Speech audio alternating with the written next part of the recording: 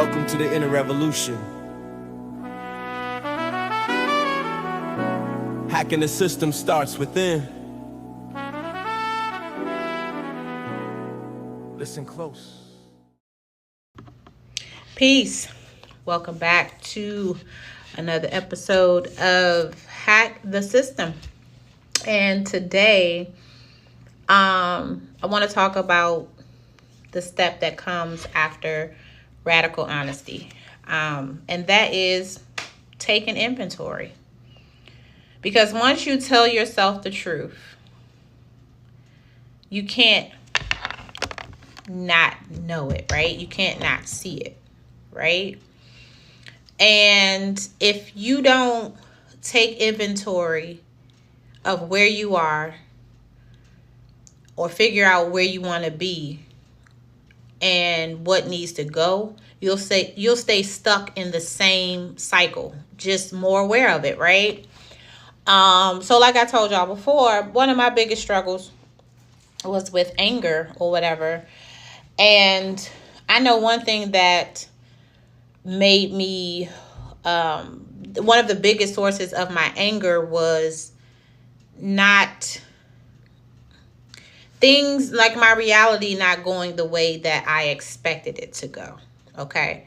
So one of my biggest pressures, I'll say, I put on myself was to be a good mom. I just want to be a good mom, right? So for me, taking inventory looked like facing the definition of a good mom that I was carrying around in my head. This don't have nothing to do with nothing outside of me, right? And I'm pretty sure the stuff I had in my head may have come from my upbringing, societal definitions, who knows? It could be a whole mix of things, but I had to really sit and take inventory of what a good mom meant to me, right? So I told myself good moms cook healthy meals every single day. Good moms can do it all, never burn out, right? Good kids listen and obey and behave, right? And when my reality didn't match that story, not only did I get angry, I judged myself harder than anybody ever could, right? So I started thinking about each one of my kids and our circumstances when they were little ones, right? So when I had my oldest daughter, Kimani, she was my college baby. I had her in college. I was young and almost fresh out of college, had a degree, had a decent job, benefits. And once she was 1 year old, I was able to put her in daycare. And our routine looked, the same every day. I go to work, I get her from daycare. We have dinner, we'll do something together, bath, bed, and beyond, right?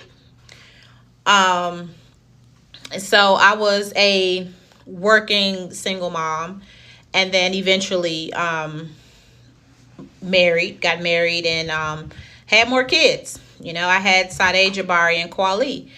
And at the time when I was raising them, I was a natural hairstylist. My schedule was flexible. I was able to be home with them, do hair in the evening. I had support from my husband at the time, off and on. Our lifestyle was very it was very different, right? I had the flexibility to be available to them. So if I needed to go to the school for something, and when they were too young for school, I was able to stay home with them and take them to the playground and do different things with them. It was just a different experience with the three younger ones, right? And after my divorce and our, me and my ex-husband's decision to co-parent, where he kept the boys, I had the girls, that changed things drastically, right? That's a whole different video, right? But fast forward to Journey. Journey's 6 years old. When she came along, Journey got a mom that was already running on fumes. A mom who hadn't fully process her stuff from before. All the stuff I just packed away and just kept it moving with the same definition of what a good mom is, right? Juggling work, relationship, and being a master of putting myself on the back burner. Like, Journey got a mommy that, like I said, was on fumes. And in thinking about all of this yesterday, I'm comparing all of that to this rigid picture of what motherhood should look like, right? So that's what inventory does. It holds up a mirror. It makes you ask, wait a minute, where am I right now? Where am I really?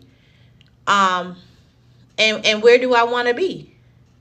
And what has to change? What has to be eliminated in order for me to get there?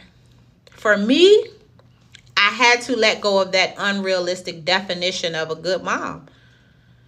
You know, so anytime I fell short of cooking a healthy dinner and I decided to holler at Papa John's, Domino's, or whoever, you know, I judged myself so harshly that I wasn't the greatest to myself, right?